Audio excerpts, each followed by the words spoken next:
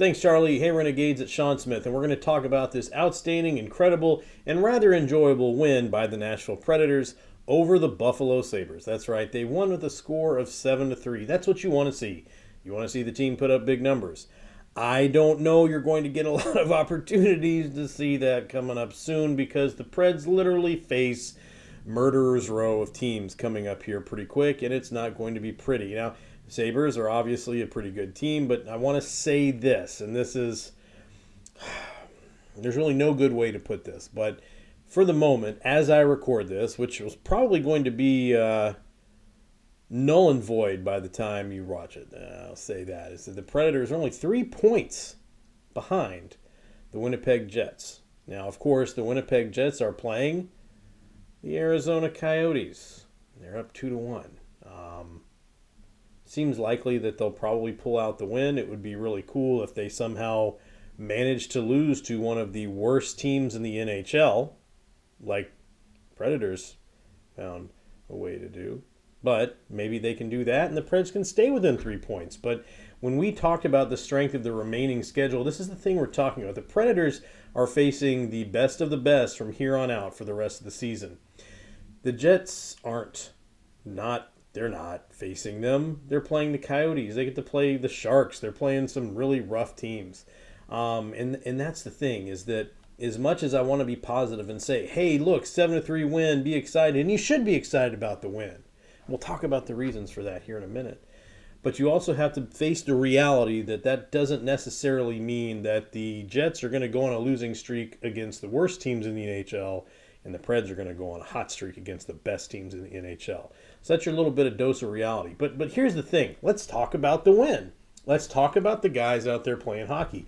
Right now, you're in a unique situation. You called for the end of the David Poile era. You called for massive changes, and you had those massive changes happen. A lot of guys are gone. A lot of contracts are gone. A lot of spaces opened up cap-wise for this team that wouldn't have been open otherwise. But here's the thing. For the rest of the season, you're kind of in this no man's land. It's, the trade deadline's over. You can't pull players from other teams. You can bring up your guys from Milwaukee, sure.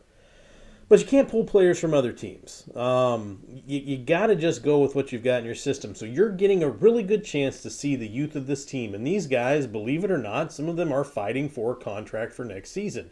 You've got your Novaks who already have a contract for next season. But you've got a lot of other guys out there like Kiefer Sherwood, what's the Jankowski's out there. I mean, he doesn't have anything guaranteed for next season. As far as I know, I'm probably going to be wrong, and we can look this up and talk about how dumb I am and didn't do my research. But the reality here is some of these guys are playing for their next contract. Some of these guys are showing you what they're going to be able to do for this Nashville Predators team. As you watch the rest of the season, you're getting a really good chance to see the guys.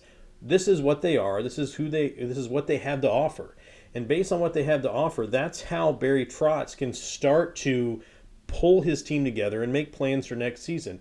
Who can he go after in free agency? What kind of deals does he want to sign? How does he want to get this reset, rebuild, whatever you want to call it, it doesn't matter. How does he get this thing going the right way?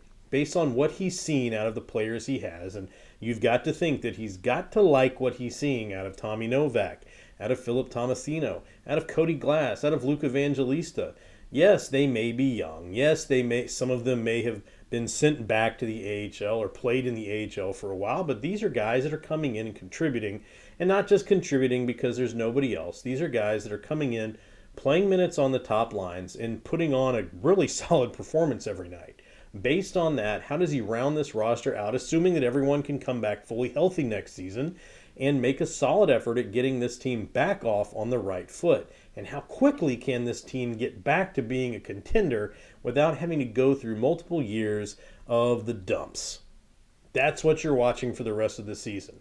I don't think it's going to end up in heading to the playoffs.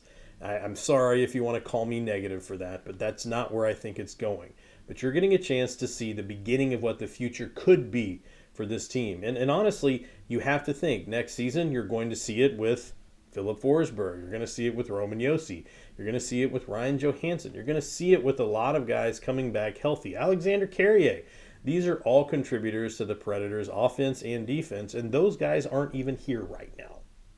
So buckle up, enjoy the rest of the season. There's not a lot of it left, and hope that this is a preview of bigger things to come.